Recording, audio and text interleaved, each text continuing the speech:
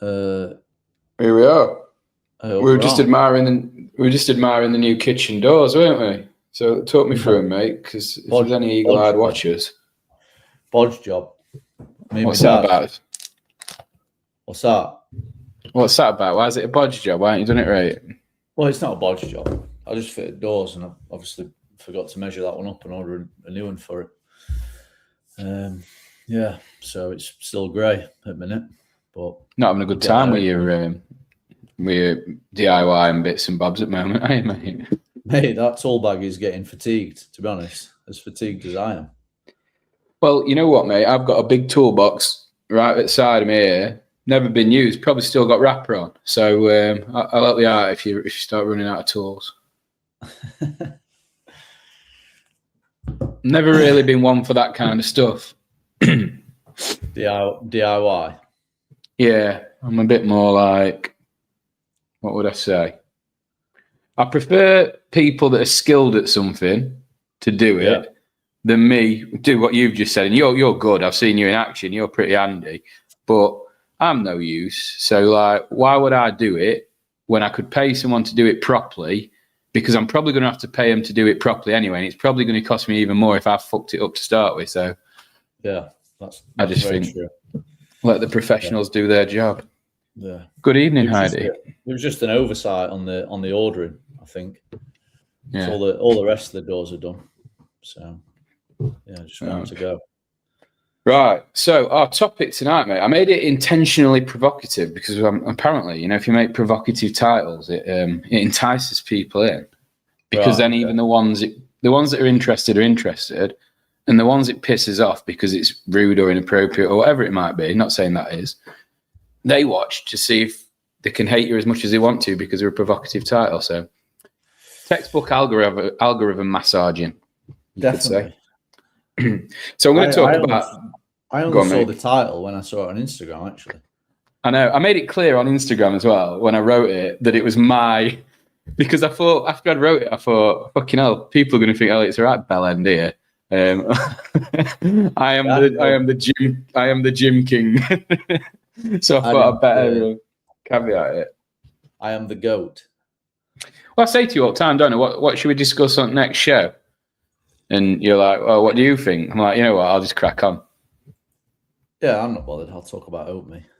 But anyway, the obviously, if we've called it, if your gym is struggling, it's your fault.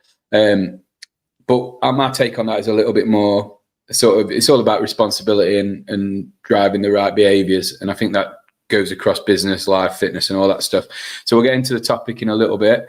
But I've got a few housekeeping bits and bobs and then some updates, mate. So first off, if you're watching this, whether you're live or not, subscribe, because we need you to subscribe. Boost the channel. And you may also see that below me, just sort of there, we've got the new Continuum logo. So Defiant Show will be streaming all its shows on the Defiant Show YouTube, but also on Continuum, which is a new UK CrossFit-centric based channel that's going to be covering all things UK CrossFit. There isn't really a place that coordinates all those things in the UK at the moment that's accessible to affiliates and enthusiasts alike. So Jake Chapman's created this. He's got CrossFit UK providing monthly content for it, and lots of other good contributors from across the UK doing lots of different bits and bobs that are going to be on it. And somehow I've managed to weasel my way in. So you'll be seeing more. And tomorrow, actually, I'll get your take on this, mate. Tomorrow is my first show that's hosted there, but will stream on the Defiant Show as well, but it'll be predominantly hosted there. And I'm hosting a debate between Harry Keane and Jake. So last week when I had Harry Keane on, he said that he believed, basically, I'll butcher this, but he believed that a CrossFit coach should have the ability to take a CrossFit elite athlete to the very top of their potential without outsourcing. So, like people are quick to say, right, we need a gymnastics specialist, we need a running specialist, we need all this.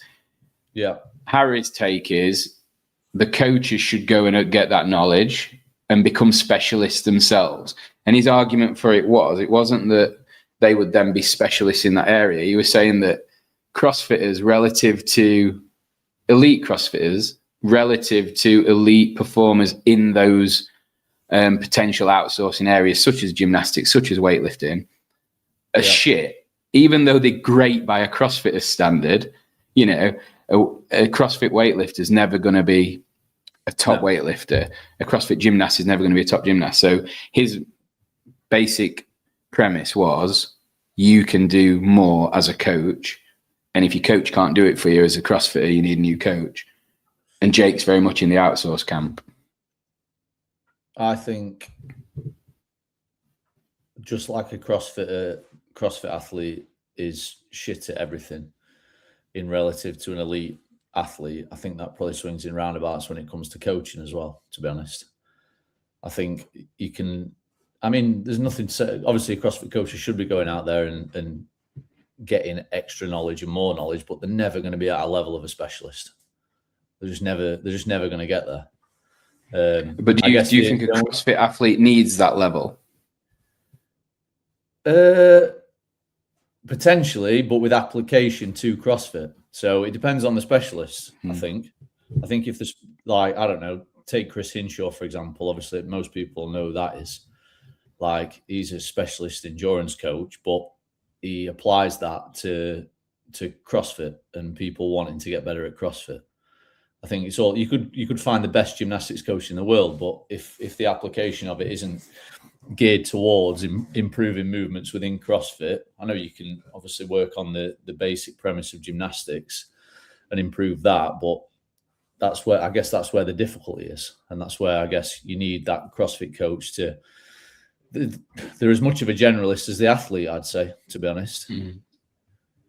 Yeah, this is a thing. So I wonder if they're both arguing the same thing, but from just slightly different viewpoints and slightly different steps on the path, I guess, if that makes sense. You know what I mean? Because Harry's very much like, CrossFit is he's not shitting on CrossFitters because he loves it and he is one.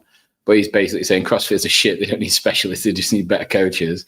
And Jake's taking it from the point of view of the best coach for a specialist area is a specialist. But does that mean that CrossFitter needs that level? I don't know. And we live in a world now, don't we? I said it before, where, oh, has he gone? Have I just sent him to sleep? Well, I just sent you to sleep, mate. You know, like, people are just quick to outsource anything, aren't they, rather than take responsibility and take action themselves. So there's a bit of that as well, isn't there? Yeah, I mean, I don't think there's a right and a wrong answer. I just think, I think the nature of the sport, like Harry said there, like CrossFitters in one specific discipline aren't world class or elite. The niche is that they're all right at everything. Like, they haven't got any weaknesses. That's the goal, right? But that's not to say having a specialist coach wouldn't be of benefit if it can be applied to the discipline of CrossFit. There's no good having a specialist gymnastics coach and, I don't know, getting good at the fucking iron cross, because it's highly unlikely you're going to be expected to do that CrossFit competition. God, that'd be interesting, wouldn't it? A few fucked up shoulders, I think. Yeah. So, right, well, that's tomorrow. I think Ardy might have a point here about Jake will win because he loves to argue. But yeah, I don't think you've been exposed to Harry Key much. He's got a dark side, so might get a bit feisty. Be interesting. So, in terms of updates and stuff, mate, we've got some big things have been happening, I think. Like, do you want to talk us through the weekend? Man on the podium, massive turnout at a local comp.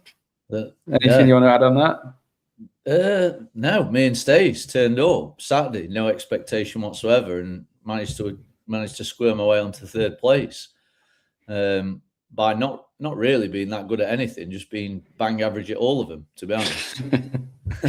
I don't think we placed outside the top 8. How many teams were there from Project? Oh, from the Project? 12, I think. Yeah, that's insane, isn't it? Yeah, and I think Sheffield had 48 teams total, so it's proper turnout, right? Good. Yeah, I embarrassed myself on my burpees. All that big talk before, and every fucker beat me. Yeah, it was good. It was good. good day out. Plenty there. Workouts for fun, short and fun. Something for everyone, really, weren't there? Nothing. Yeah, I love the fact that there's one category. I think it's mint. Like I don't hate scaled and RX and all that stuff, but I just think on a local level, like people aren't going to, I don't know, to win or to get a fucking bag with 2 cans of Nocco and a barbell in it. Like who gives a fucking shit? Do you know what I mean? Like people are going there to have a good day out. Like, and I think the vibe of like, I don't know, Saturday, for example, and obviously we run that format every time at the project at our competitions. I just think it flips the vibe on its head. Like, yeah, you've got people there who are trying to win and whatever, but everyone's just trying the best and having a good shot at it, and it makes for a better atmosphere, I think. I do. Well, that's why Defiant Games has always run that same way, because I sort of feel like I learned that from project comps, you know, being there and just feeling that everyone doing the same thing. There's no sort of demarcation. There's no, oh, your elites are on last and that, you know what I mean? And it's like, yeah, like you say, at that level, I get it on the sort of bigger scale and the bigger comps, which are, you know, the sort of, I don't know, the epitome of the UK CrossFit scene.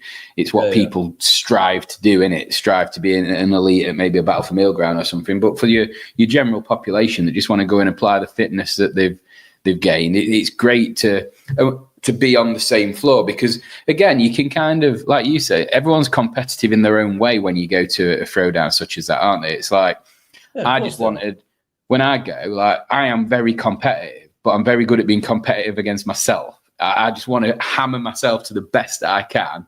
Yeah. And then if a workout comes up that I think I'll be all right, I want to know that I've done all right at that. But ones that I'm not bothered about. It don't bother me anyway. Like the burpees. Yeah, fucking hell. Then you shit out. Anyway. I feel like I've redeemed myself today, though. Is that what it was? Redemption? It was. I said it to SJ. SJ messaged me saying, don't bottle it again, because I got excited about workout today. But yeah, and I put it on my story, mate. And this isn't me bigging myself up. Well, it kind of is by default, because I always do that. But, you know, like, I'm 4 years older than I were the last time I did that workout. Yeah. And I've accumulated 60 reps more today. So for context, for anyone that is watching or listening back, like, there's a workout called Fortitude, and it's a 30-minute workout where minute 1 is max cal row, minute 2 is max burpees. And the aim is to sustain the same number throughout the workout, isn't it? Ideally, because your score is whatever your lowest round of row was and whatever your lowest round of burpees was. And I just think, like, I'm like 42, nearly 43. And like, I'm 4 years on from doing that workout previous and got like 60 more reps. And I just think that is just testament to doing CrossFit consistently for me. And it just shows that everyone wants to blame age or blame whatever they want for why they can't get fitter. But if you do CrossFit continuously and consistently, then you still can make those gains. And that's why I love that. And did you make any? I got 1 rep extra. Yeah.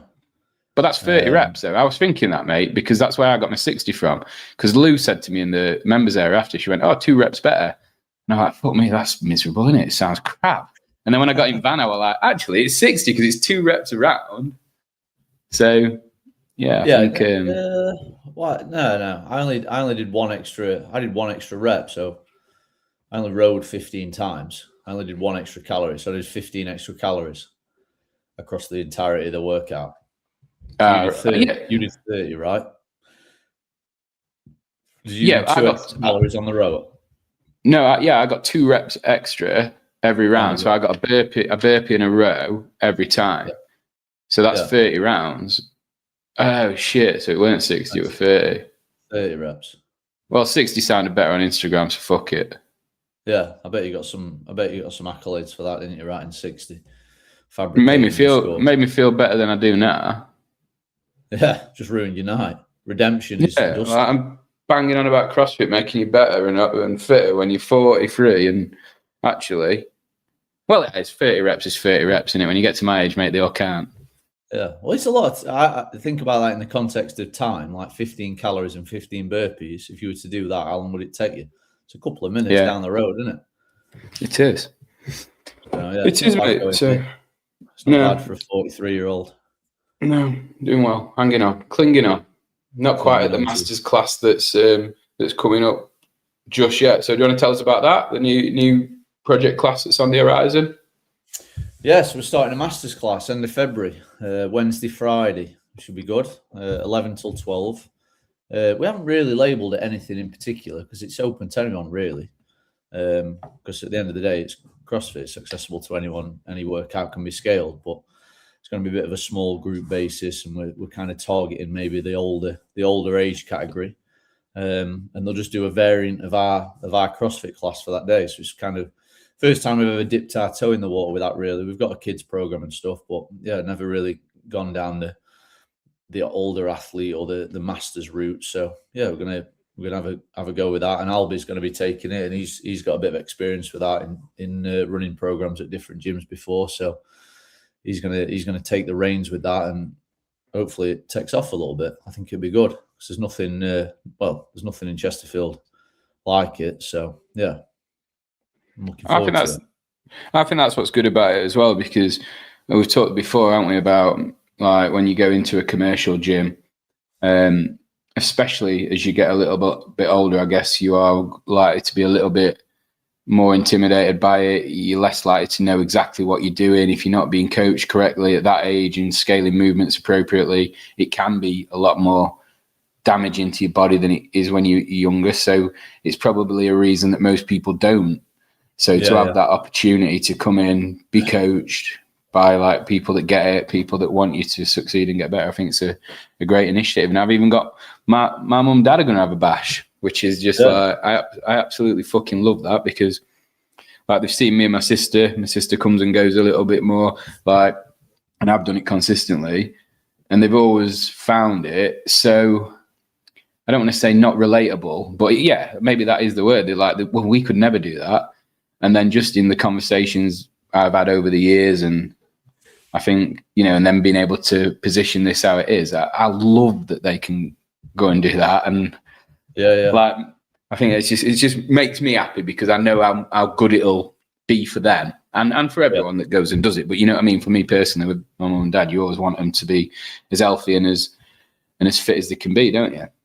Yeah, I mean, I think it's always about longevity, isn't it? I mean, like I spoke about before, my mindset's changed drastically over the last probably 3 or 4 years. Like now, that's what I train for, really. I don't train to go and be competitive or anything like that. I'm training for life, for longevity, to be able to go and do things outside of the gym. So to be able to bring that opportunity to people who perhaps haven't trained before and a bit later on in life, and maybe keep them mobile and increase longevity, like give them some extra years. I mean, what an opportunity that is. So yeah, it's gonna be mint, mate. I'm proper excited about it. Yeah. And you know, when we talk about that, you know, when you say like you train for life, so it's an interesting topic. We could have actually done the show on this. Maybe I'll change title after. But what do you think to people that say they need something to train for? Now, the reason I ask this is because I fucking love training. I'm not training for anything in specific other than for training. I want to feel fitter. I want to get better. It don't matter. I've got a 5K coming up. I've got an IROX coming up. I've got the Open coming up. That's why like, I'm really into the Open, but I don't really care about my scores and whether I'll log them after week 1 or out, because I'm not training for anything other than the fact I love training. Yeah. And I always feel like people that need something to train for are weak-minded. That's a terrible thing to say, I know. And then I heard Rich Froning, the GOAT, say he always needs something to train for. And I thought, shit, if Rich needs something, then maybe there is validity to it. But then I saw him at Coaches Congress over the weekend perform about 12 workouts just because he wanted to work out. And I was like, yeah, maybe you think you do, Rich, but you don't. Maybe you need a little bit of a carrot to go to those dark places, but you will fucking train until the day you die regardless. So where do you stand on just training or having, because I feel like if you need something to train for, what happens when you achieve that? That's my thing. Yeah. Do you just stop because you've achieved what you wanted to achieve, and then what?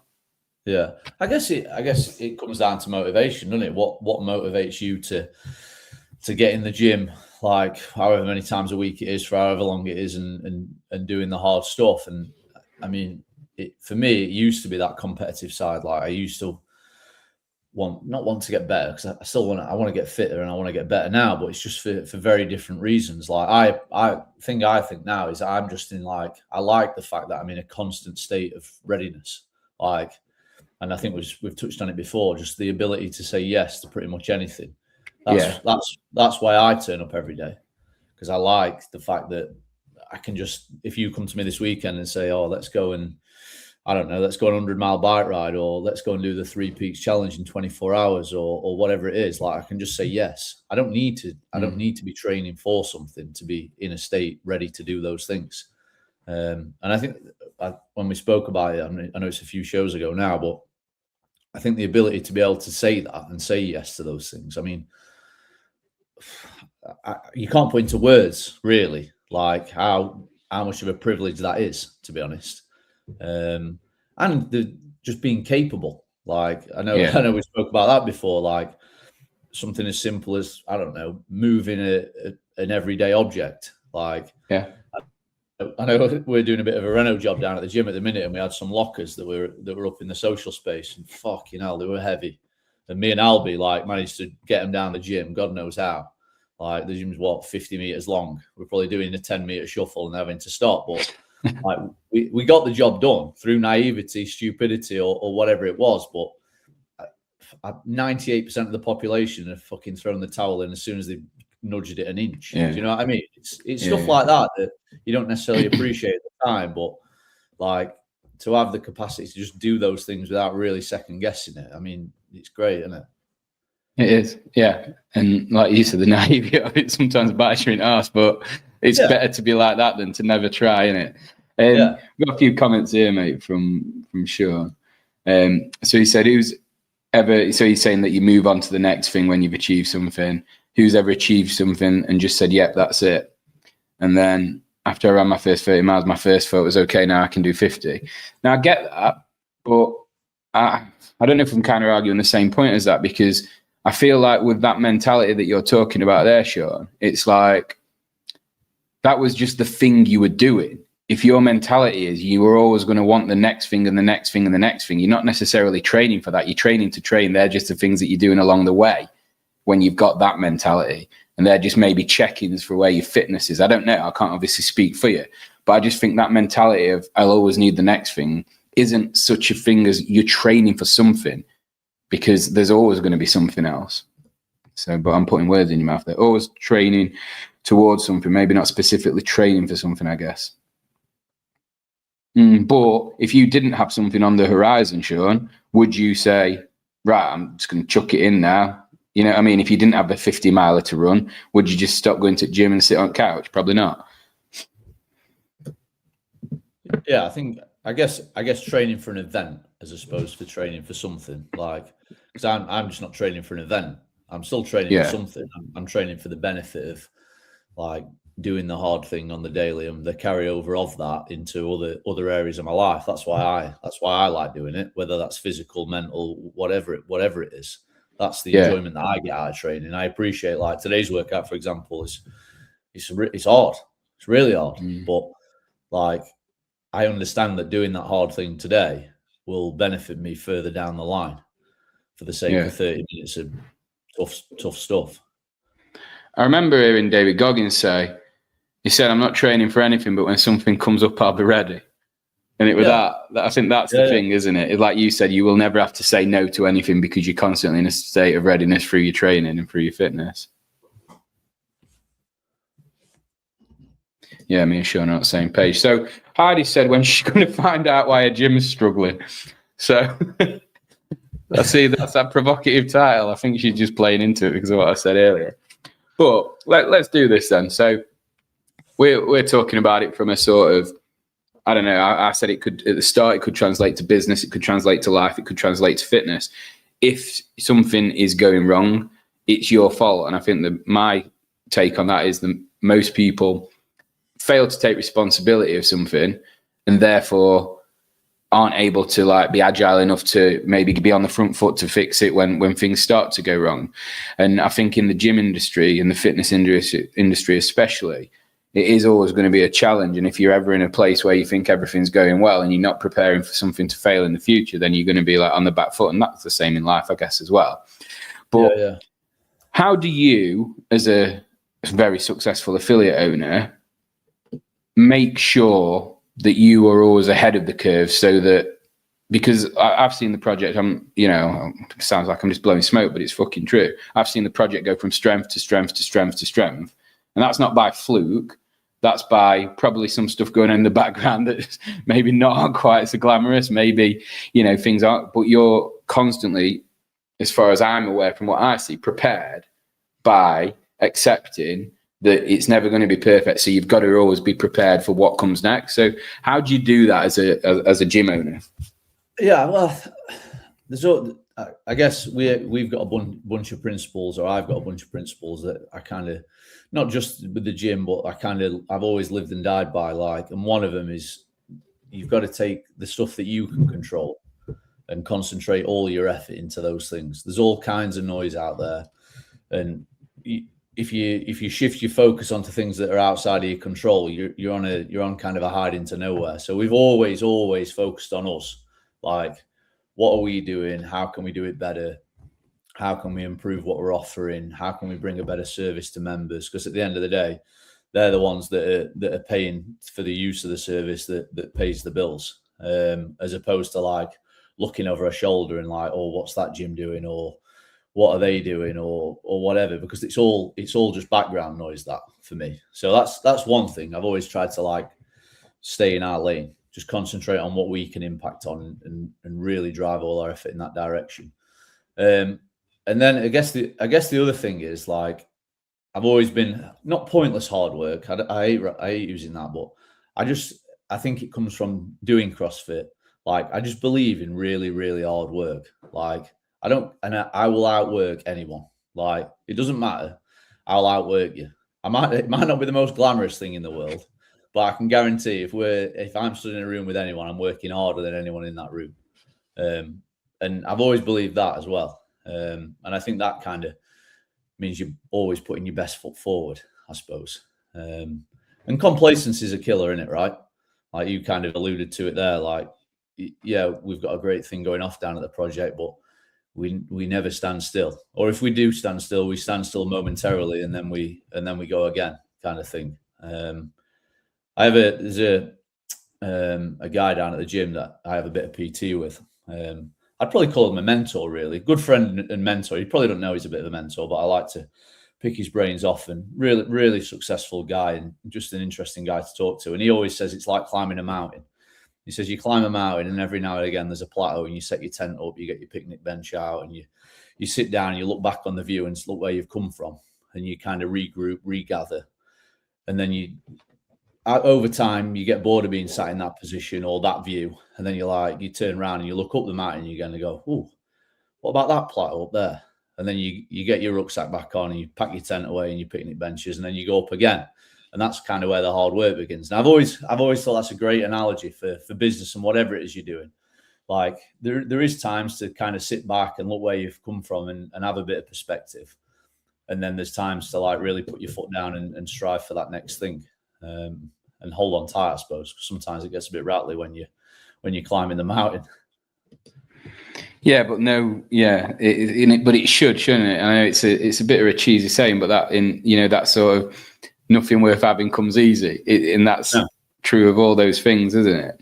But if you look at it purely on a gym basis, how do you sort of ensure you balance the fitness side that you're passionate about, and then, having all that hard work, which is great, but hard work without direction doesn't always get you where you want to go. It will, but much slower than, you might need it to from a business point of view. How do you sort of balance those two things with understanding how a business works? Because obviously when you started the project with the members that you started with back at the old place to now with, 200 and odd members, like, how do you balance that sort of, I don't know, that passion for fitness and that graft with, oh shit, this is a fucking business where a lot of people are depending on me.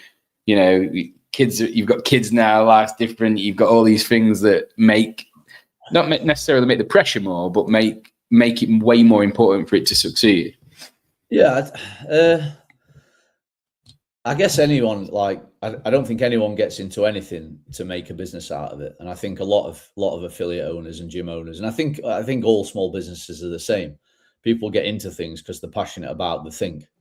Like I didn't open a gym because I was passionate about running a business. Like that's just a byproduct of being passionate about opening a gym. Like I opened a gym because I enjoyed coaching, I liked training, and I truly believed in the methodology. Like it changed my life. I wanted to help other people do the same. And I guess I look back now, and you look back to whatever that was like 8 years ago, and you think, well, I'm glad I didn't know then what I know now, because I probably wouldn't have I probably wouldn't have done it. But do you know what I mean? There's a lot. Yeah.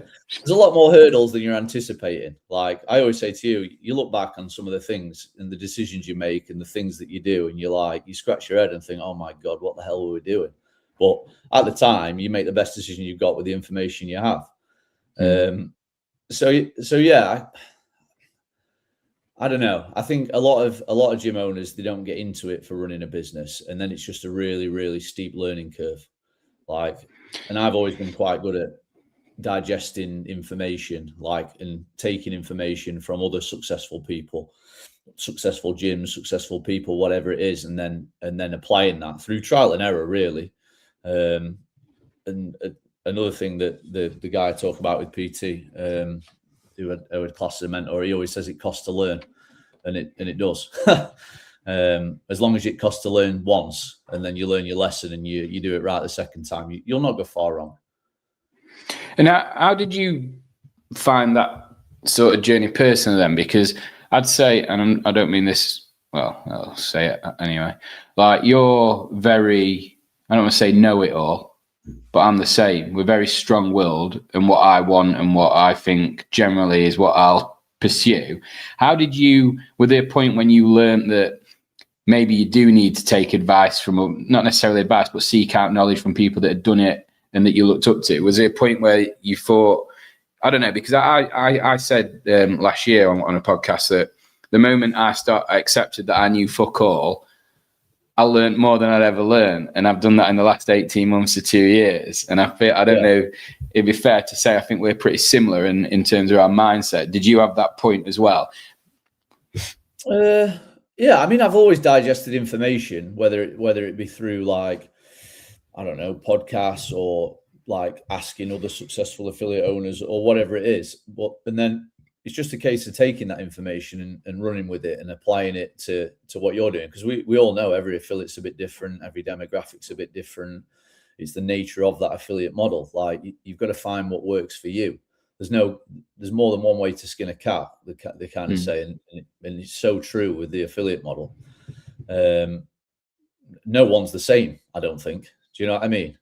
They're all a little bit different, from marketing to getting people through the door and sales to retention to all those things. Everyone's doing it a little bit differently. So there isn't a right and a wrong answer, I suppose, in that sense.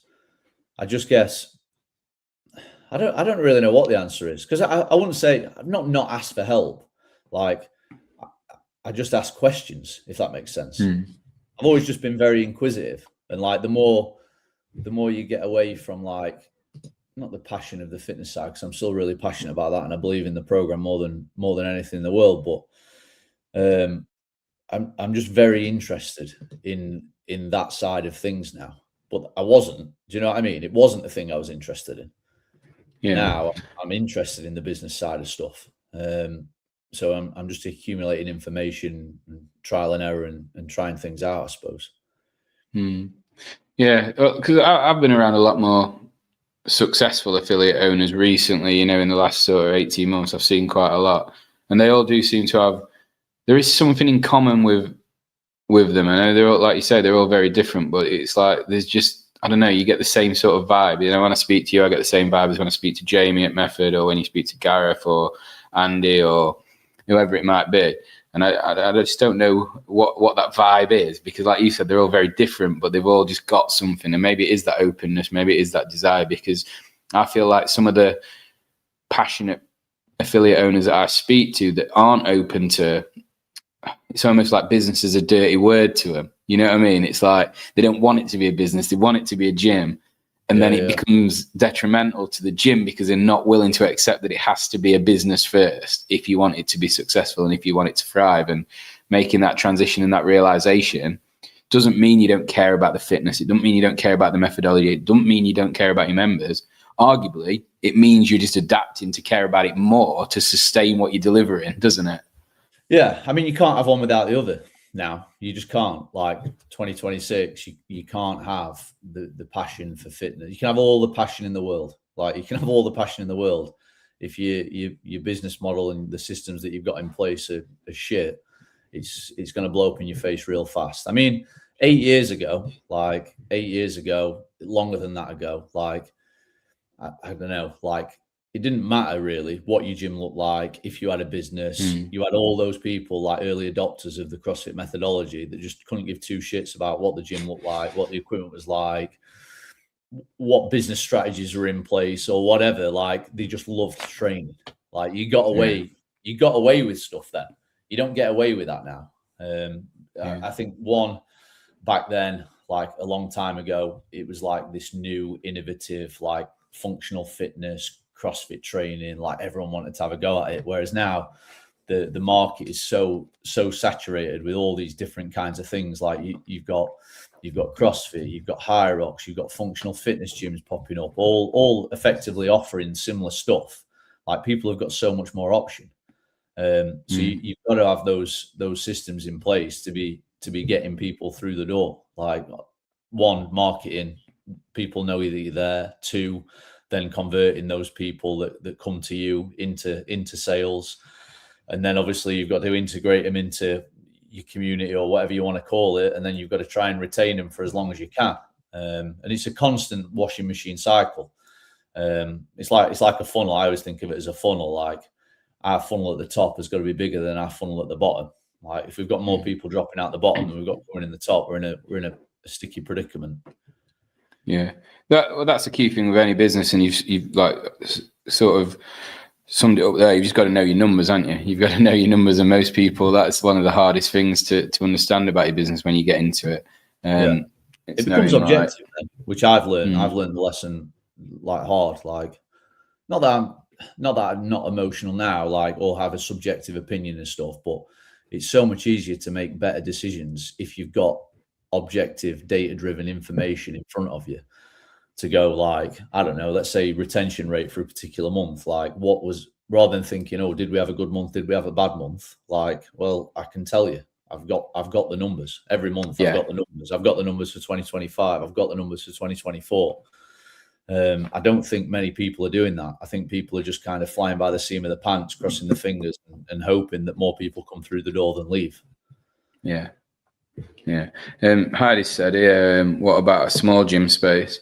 So I'll let you answer that in a sec, because obviously that's how you started out. But I think like my point of view on that is there's something I heard at one of the business institutes that I work with called Entrepreneur Circle. And they say the worst thing you can do as a small business is treat your business like a small business. So I know you're talking specifically about space, and I'll be able to give a bit more detail on that in terms of the small space because of where the project started. But, you know, if you're talking about that from a small gym just starting out, maybe you've got to make decisions now that won't hold you back in the future. So, you know, like treat your business today like it is where you want it to be, and in terms of your values and the structures and the processes you put in place, because then if you put the right things in place, you can scale with it rather than get to a point where you're much bigger than your processes and your procedures support, and then you're on the back foot trying to change everything you're doing. So it's having the foresight of, this is where I am now, but it's not where I want to stay. So what can I do to make sure that I'm doing the right things now to enable that growth and the future that we want? But then I guess if we were talking about space specifically, I'll hand over to the master, because how you used to get that many people in that gym. I don't know. Yeah, I don't know. What is small? I guess that's the first question. I mean, we started out in 850 square foot, which is, I don't know what to liken it to really. What's that, like maybe 3/4 of a badminton court? It was pretty small. And again, it's one of them things, like, you look back now. I mean, we've touched on it briefly. I look back now and I'm like, what the hell were we doing? Like, what on earth was happening? But in that space, I mean, we used to get 12 people in a class, even in that small space. And in the summer, we used to spill out onto kind of the car park and just make the best of what we had, I suppose, because we were in a situation where we had no other choice. You just kind of adapt, don't you? And like, we used to run you remember, like, the competitions we had down there. We'd have 50, 60 people down there on like a Saturday, running through like a competition in that tiny little space. And I think, I guess as well, with a smaller space, and obviously in turn it means a smaller class size. Like, we had 12 people in a class, we now have up to 24, maybe sometimes even more. Like, and there's no hiding behind the fact that, I guess, with a smaller group of people, you can offer more personalized support. Of course you can. Like, the smaller group setting, you're moving in the direction of a small group personal training session or whatever it might be. So you probably not charging enough. I think a lot of affiliate owners just aren't charging enough. I think they're just undercharged for the service that they offer. I mean, like, I think the average in the UK is like £96 a month. I think that's what Andy said.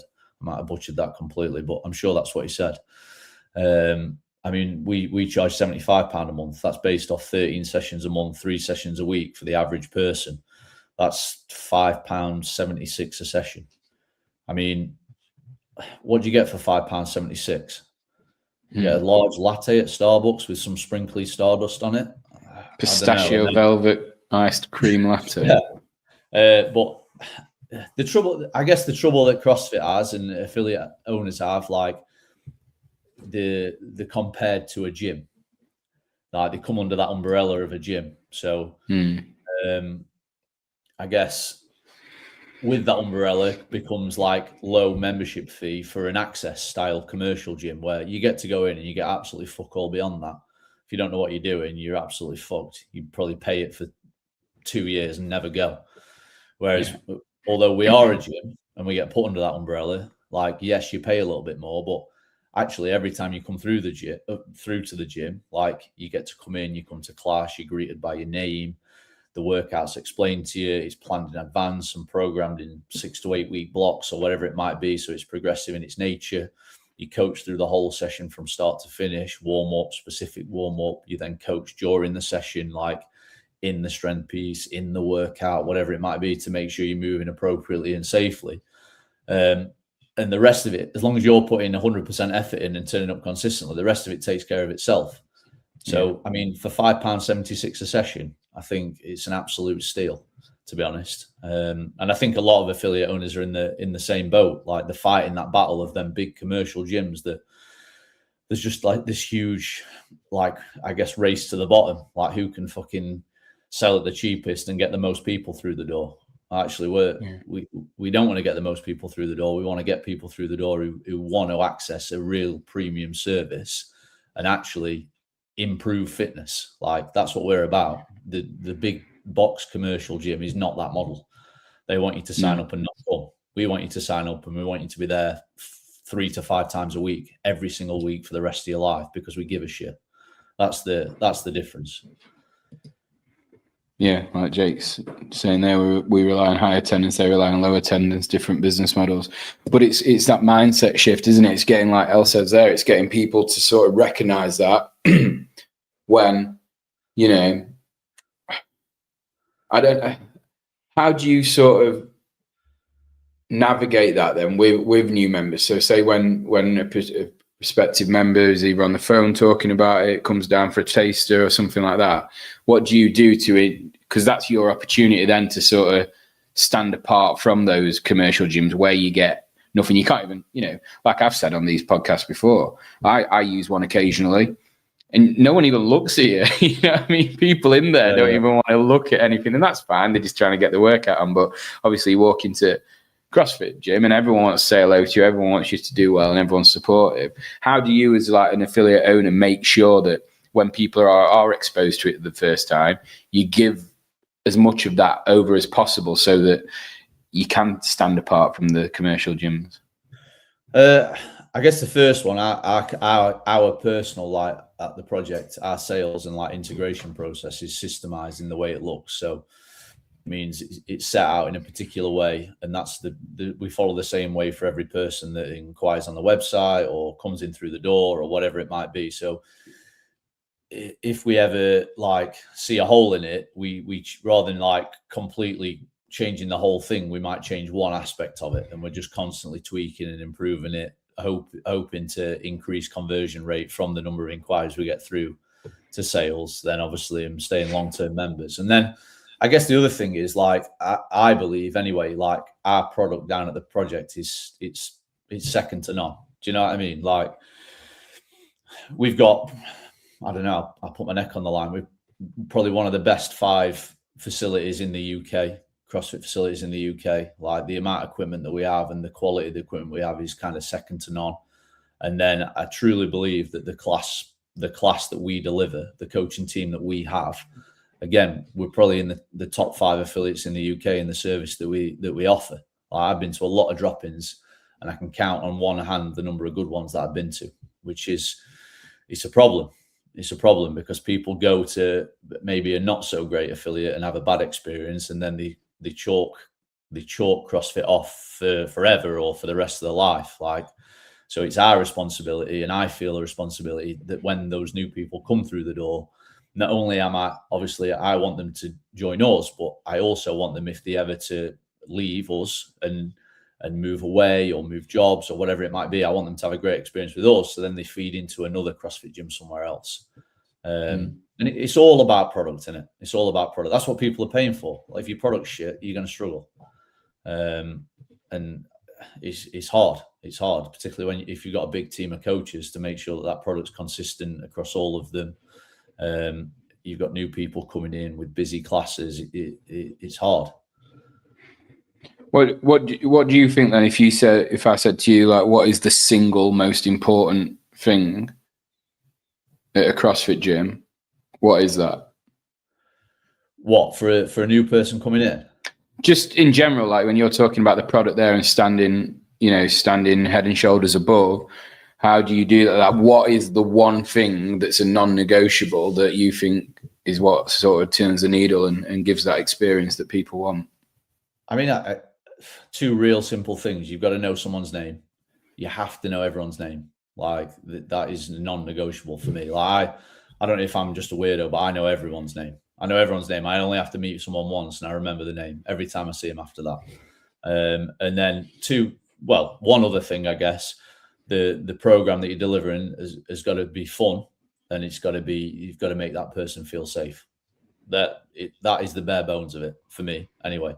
As long as someone comes through the door, they're greeted by the name, they have a good time working out there, they're safe, they leave with a smile on their face, you've ticked the box. They renew the membership every day. So them 2 things basically are one thing, aren't they? It's good coaches.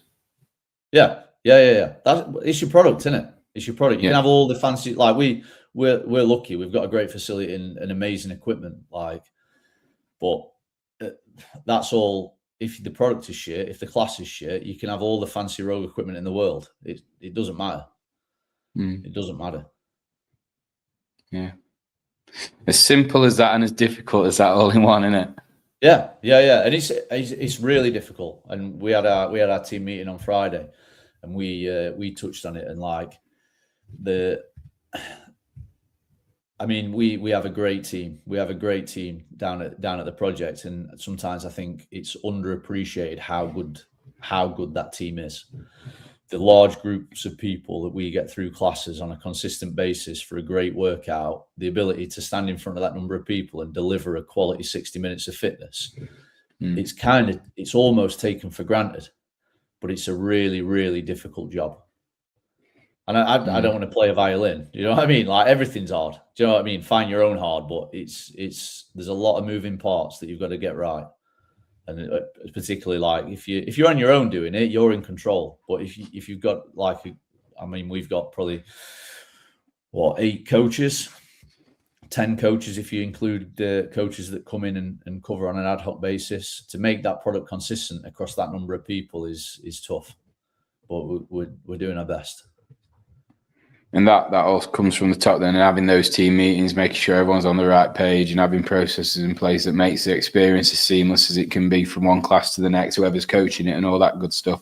That comes from them regular catch-ups, I guess, doesn't it? Yeah. It's just standards, isn't it? It's all about standards. Like, there's got to be some expectation or some standard for coaches and coaching teams to work towards. Otherwise, I guess everyone's just grabbing a handful of darts and throwing them at a dartboard and hoping for the best. Aren't they? You know what I mean?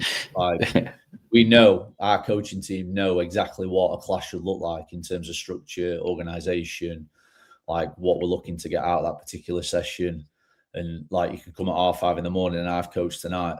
I've coached 5:30 this morning, and you can go to 7:30 tonight, and Maddie's coaching, and you'll receive the same experience. Yeah, I love that, mate. Right, mate. I think we've covered that pretty well, haven't we? I think if Heidi was still here, because we're down to 0 people now, I think she'd be very happy. So hopefully she'll watch back.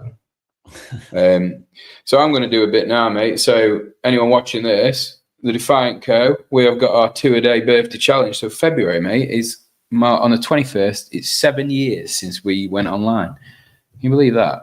7 years. And you know what we were talking about then with, like, you know, just going. When I look at Defiant, like, I started that as a bit of a hobby and just to have a bit of fun with something, and then ended up with a printing business as well. It's like, I would have never thought I was going to, like, be passionate about printing shirts and you know, servicing as many gyms as we do with those clothes. It was never even in my mind. But like you said, the mountain analogy is great. Like, I got to a point, and then it was like, oh, I could do more if I did a bit of that and a bit of that. And I love the journey we're on, and it's we're trying to celebrate it. I say celebrate, but it's like we're trying to get 2 orders every single day online. Because there is some days, you know, you can go 2 or 3 days without even any online orders. I don't mind admitting that. It's just the nature of the beast. So we're trying to get just 2 online every single day until our birthday.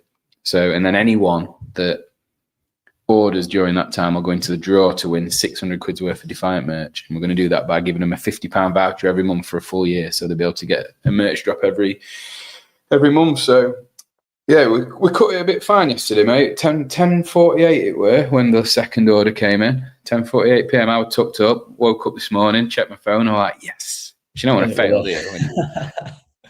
When did you start? The first? So I started on the first. We got 5 orders in on day 1. 2 orders yesterday. We'd wrapped up by 11:30 today, got 2 orders in, but no one's come in since.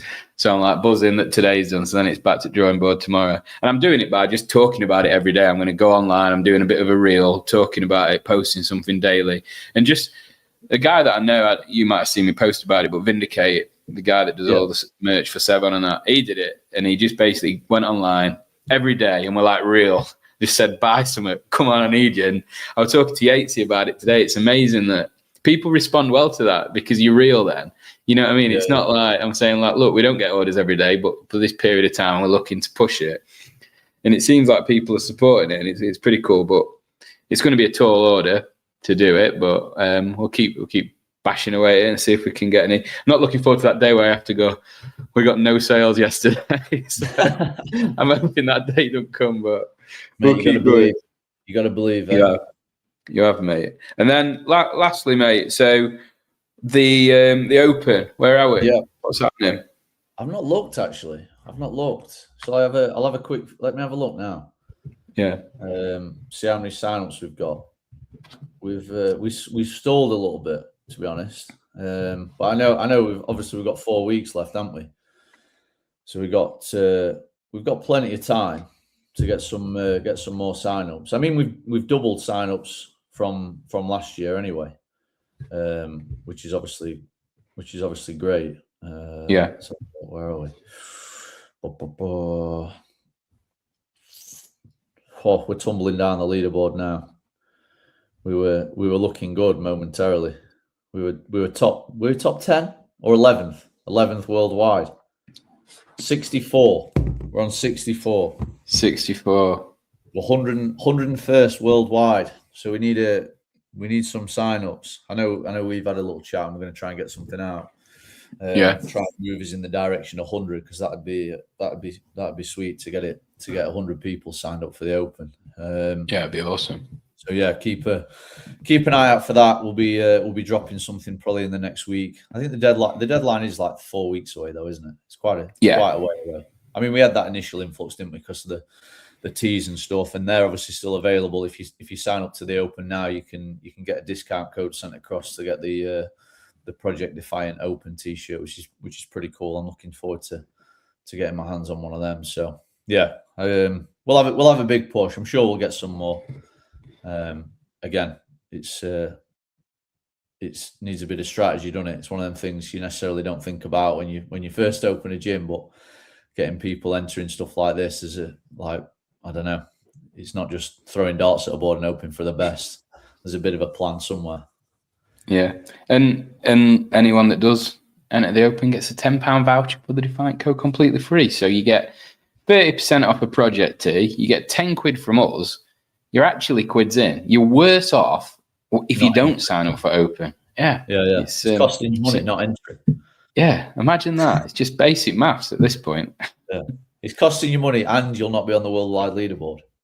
Yeah, you'll not get hammered by me in week 1 and then beat me easily in week 2 and 3.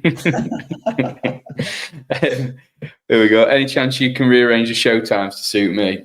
Problem is, mate, I go to bed. I have like the hours of a small child, so I like to be in bed by now. This is a late night for me, so we're struggling. Maybe early mornings. This is past my bedtime. Yeah, it's all about 8 hours. I like to put the kids to bed at 7 and get my head down by about 8:30. And last push, I guess. Any other project members that haven't signed up for the Defiant ones to help or to compete? It's your last chance to do it. Elle's going to post something about it, but you have to sign up by Friday to be guaranteed a spot, because we're shutting sign-ups after Friday. So there'll be more info on that. So all these competitions, all this opportunity to put your fitness into practice and see how you stack up. I might enter the Defiant ones. Nah, mate, you're a little bit above intermediate. If you're not qualified elite for Arnold Fitness Games, I might let you sneak in. People enter what they want though now, don't they? Yeah, but you've got a bit more pride than that, haven't you? I'll just come in under a pseudo name. Come in under me, mate, and just move like shit. It'll be sound. Yeah, I'll just turn up and move like a bag of spanners, and you'll think it isn't me. Yeah. Right, we're done. Cheers for that, mate. And thanks everyone for watching. If you haven't, get subscribed, and then join us tomorrow for the debate: Harry Keane versus Jake Chapman, live on Continuum tomorrow. I'm looking forward to listening. Yeah, 7:00, earliest start. Sorry, Mark. Right, it's all done. Cheers, lads. Bye.